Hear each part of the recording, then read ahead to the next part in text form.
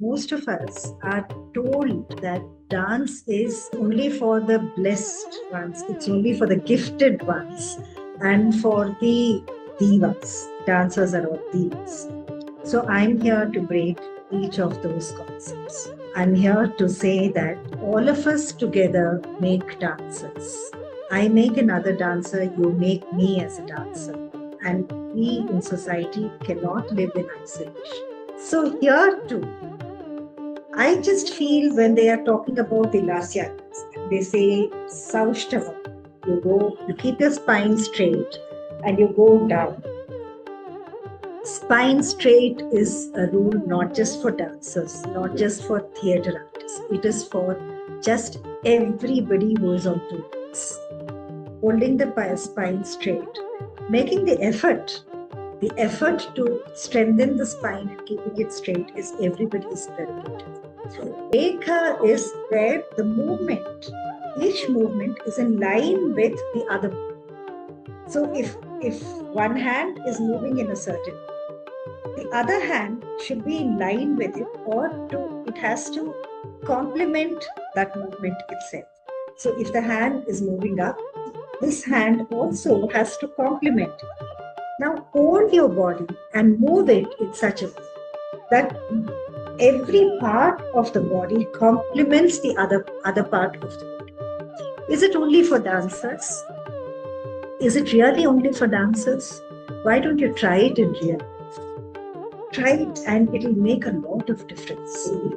Because the way you carry yourself, the way you try to move, the way you carry every movement in compliance with the rest of the body makes so much of a difference. I'm not talking about impressing the client. I'm talking about you being happy with yourself. Because once you are happy with yourself, it emanates from you and it comes across.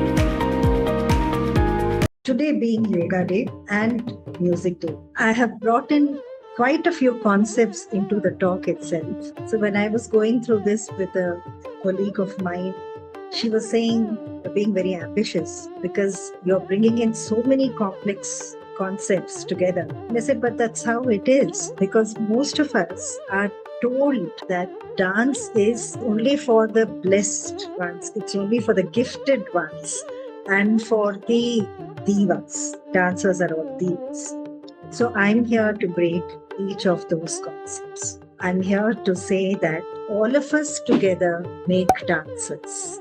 I make another dancer, you make me as a dancer. And we in society cannot live in isolation.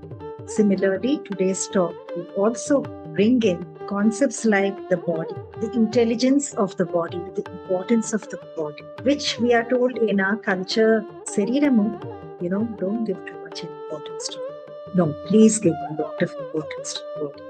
Because it is only when you connect, engage, train, and shape the body. By shape the body, I don't mean size 0. I mean making it fit and out there. Does the mind begin to? And when the mind begins to work, that is when you are in a position to say, okay, I'm done with it. Now I want to go beyond. So our first step is to work through the body and to be happy, comfortable in this world as a dancer. So I speak as a dancer. My lens is always dance to understand any concept in the world, including organic chemistry. It's only through dance that I understand, and so that is how I speak. And for me, dance is part of society. It is a part of every activity, just about every concept that we go through in life itself. So we'll talk about gender, particularly women. We'll talk about the body, yoga, the voice of the person. And so taking home and being proud of the way each individual body moves. We will particularly talk about how the body carries the emotion within itself, even without any words. So, generally, when we have an emotion, we have to say it, or we have to sing it, or we have to express it through different means. But here, Nrtta is a concept in dance, Nritta, and not Nritta, Nritta, Nrtta, talks of just technical dancing, the technique of dancing, where we do not have sahitya or literature. So when there is technical dancing, it is the emotion of the dance, of the body itself, and it is the energy of the body itself that comes across. Even the Natya Shastra says Nrtta is that technical movement of the dance where the emotion is not rasa bhava vihinat. There is no flavor, there is no emotion, but there is dance. But all of us dance. Everybody dances, right? Jumping, falling, twirling, rolling. Everything is called dance.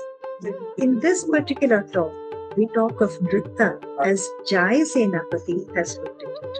Now, another concept that I bring in this talk is the concept of hierarchy that has come. Hierarchy between the classical dances, many a time we are told, classical, acha, you learn classical dance, is it? So there is a place of pride given in classical dance. As against folk dance or the Desi dances. Folk and Desi are not the same, but the Desi dances are the provincial dance, those connected to one particular area. Now, why we have taken Jayasenapati, particularly Jayasenapati, in his very, I have experienced this when I've done the translation and the critical edition of his book. So he has this approach towards every concept where he brings the most esoteric concepts to a simple communication. So God for him is not somebody who's sitting on a pedestal and who's away from life itself. For him, God is that person, not concept, that person who is there, connect with him. And he says, oh, you know what? Shiva himself took a human form because he wanted to perform Nrtta, because he wanted to enjoy Nrtta, movement of the body.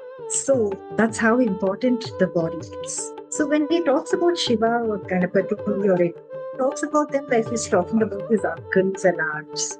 Or this is what dancers do. This is what dancers are actually meant to do. Today, again, we are turning it around and making it philosophical and distancing it from common man. But the purpose of dance itself has always been to bring in beautiful concepts, respect basic concepts of life, basic love, dislike, hatred, laughter, mercy. These basic emotions of human life need to be given back. First, we value them, we own them, we feel them in the body. Respect the intelligence of the body. Let them come out through the movement itself. And then you go a little above the movement and say, oh, actually, I don't need the movement to communicate. So there is a whole process that we go through while dancing itself. So Jayasenapati, I'm not one person who says, let's go to a text for validation of what we are saying. But then Jayasenapati, who has been inspired by so many other authors who were fantastic at that time, the 13th century author of Ratnavali, during the Kakatiya period, has written this whole text on Nrtta.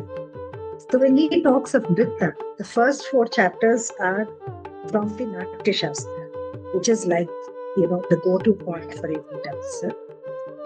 This next 4 talk about the local dances, the indigenous Desi dances.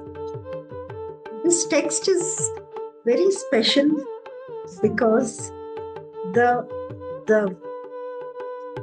approach that he takes, his oration or the way he writes, is where the speaker and the audience connect immediately with what he says. So when he talks of the Desi dances, I'll quickly come to this point. When he talks of the Desi dances, he talks of the very complex, very energetic dances and the group dances. In fact, he says Desi dance should be like the women, like the courtesan, the lady who is experienced in dance, who knows how to deal with the audience, who understands the mood of the audience. So once again, bringing in the purpose of the dancer. So what is the purpose of the dancer? Is it to reach the ultimate? Well, if it is to reach the ultimate, why do you need a stage and an audience? If you need a stage and an audience, it means that you have another purpose. And your purpose there is to cater to the audience's progress, the audience's journey. So your job there is connecting with them and taking it forward. So are you in a position to actually lose yourself and talk about yourself? For the dancer, it is not about herself or himself. It is about what have you done for the audience. So Jayasenapati brings that in and he says, the Desi dance is so beautiful that even the greatest of powers want to become human to be dancing Desi. So he talks a lot about the very complex Desi dances. But today we focus on one small concept where he talks about the Lasyangas. Please do understand that my effort here is to remove the jargon and to peel off this kind of sheen that we give dancers and make dancers see dancers as human beings and see dancers as part of your everyday life. That's the only way all of us connect and we are together, right? And I see there are messages. I'm sorry, I can't do it. Okay. Now, I'll talk about the Lasyangas. What I find beautiful about the authors of that period from the 11th, 12th century onwards is when they talk of the Lasyangas, they talk about the body and they talk about the emotion in the body. So today we have sciences which tell us if you have a back pain, you are having trouble with your loved persons. If you have a neck pain, you have trouble at work. But we've done it before. We've already done it in the dance field. So we don't talk about who's troubling you because of your pain or your stiffness. We talk about how that emotion manifests on the body. Talking about body language. But here, so one thing I have found out with yoga is, it's a little trick that I do. We all know that when you're in a certain emotional state, it manifests on the body in a certain way. And yeah, you move in a certain way or you kind of do your actions in a certain way. But I've realized that when you do the action mechanically also, it affects the mind. Even the pranayama, when you're tired, when you're angry, your movement, your breath is short and fast, right? And then when you're calm, your breath is calm.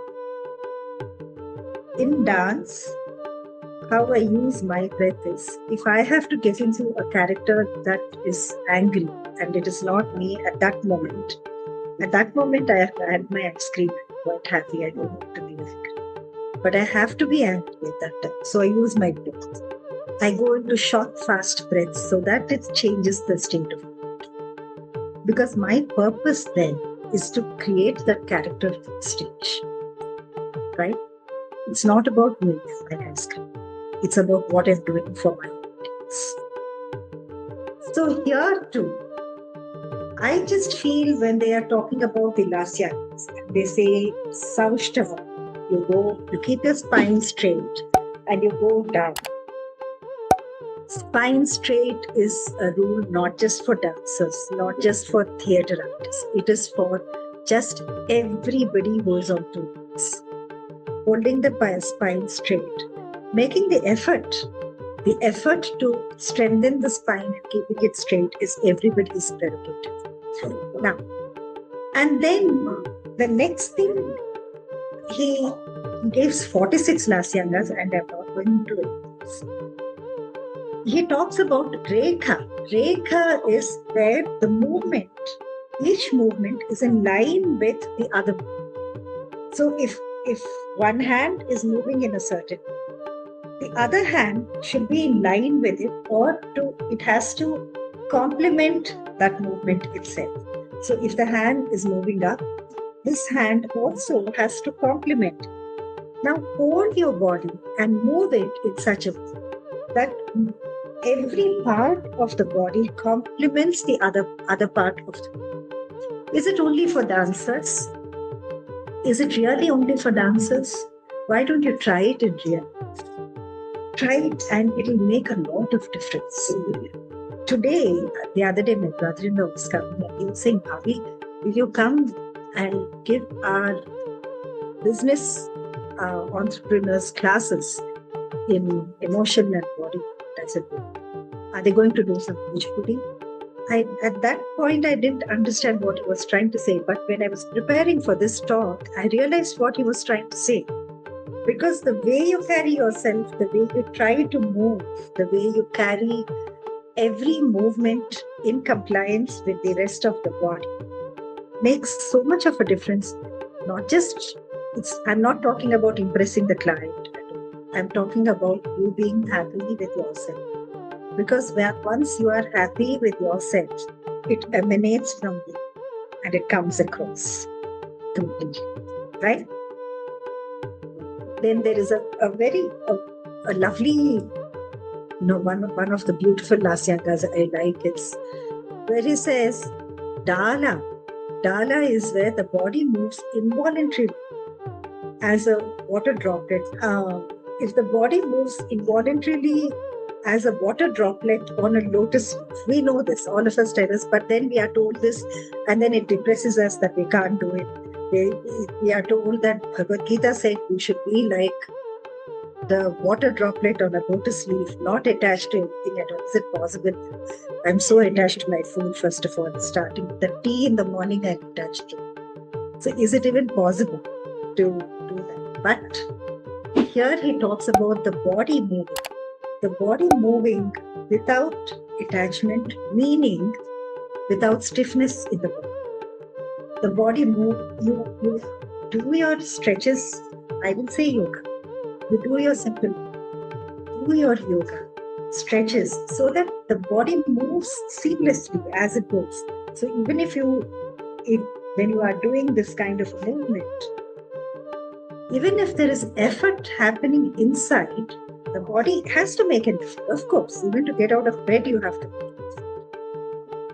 But the effort it doesn't manifest. It comes and goes. And it doesn't manifest in your mind either. And then you carry it through the day. So it is about how much you are aware of what is happening to your body. And how do you become aware of this? Through the 5 senses that, people have been saying, Panchendriyalani Dadi. Why? If you are supposed to negate the 5 senses, why would you have them at all? Don't negate them. Own them. Own them and make them the doorway to understand your own body, and through your body understand the society around you. Your 5 senses are your best gifts that the Lord has given. So own them and start through the 5 senses. You need the ear for music, you need the eyes for dance. And you need the skin to feel all this. The skin, which we hardly give any importance to except to make it fair. No, the skin is important because that's the first sense that grasps what is happening around us. Remember the snake? It's the skin, right? So when he talks about Dala, I'm persisting on that, Dala. Through the body, the mind. Let's make the body without anchors, and then the mind will move without inhibition.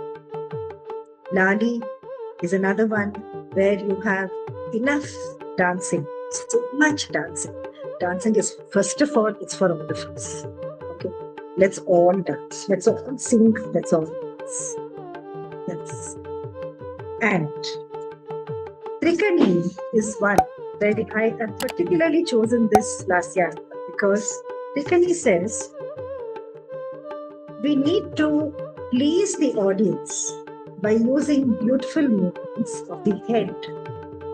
So the movement of the head is so important in connection with the rhythm. But when will you be in connection with it? Rhythm exists around us. It's just there in society. Are we aware of it? Are we aware of the rhythm of the namaz that is said, or are we aware of the rhythm in the chant, in the song that is sung, or in the horn of the auto, which feels like cacophony, but then there is a certain rhythm about it.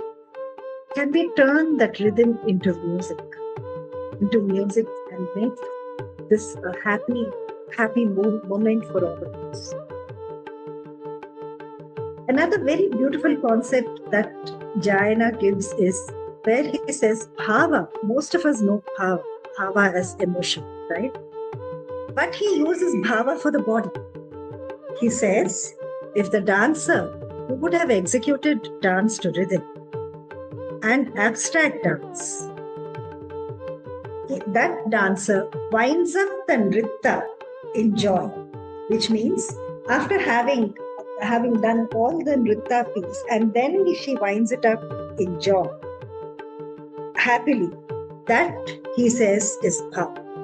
So when there is that, there are a few videos of mine which you could watch, where the Nrtta is, all this you will find in the Devadasi dance, in the Kalavanthappu dance, that is, where towards the end there is impromptu movement done. And at the end, to the tabla and violin after dancing, she just finishes it. Then find it in Kathak also. Kathak also being a Tavaif dance. Yeah, so that kind of winding up, enjoy. That kind of thing, he says, is bhava. Yeah, it doesn't always have to be crying. Yeah, there is a lot of emotion. So, Nijapanam, he says, is where the movement is done. The eyes and the body follow the movement. Movement is done. So it is not, let me give you an example. So if the movement is done as a circle, there are different ways of doing it. So you turn as a circle, you look and you turn, you smile and you turn. Let me get up and do this. You must tell me if you can't hear me. So if I am taking the movement as a circle and I have to turn, this is one way I can turn. Another way I can turn is looking at my hands and turn. Another way I turn is looking forward and turn. Another way I can turn is looking at you and turning so that I connect. I look at you and I turn. So take a bend, connect with you and turn. So this kind of emotion, this kind of connectivity of the body, this is called compulsive dancing syndrome. Everything has to be through dance. So this kind of having to connect with the audience or connecting through the dance itself, he says, is Nijapan.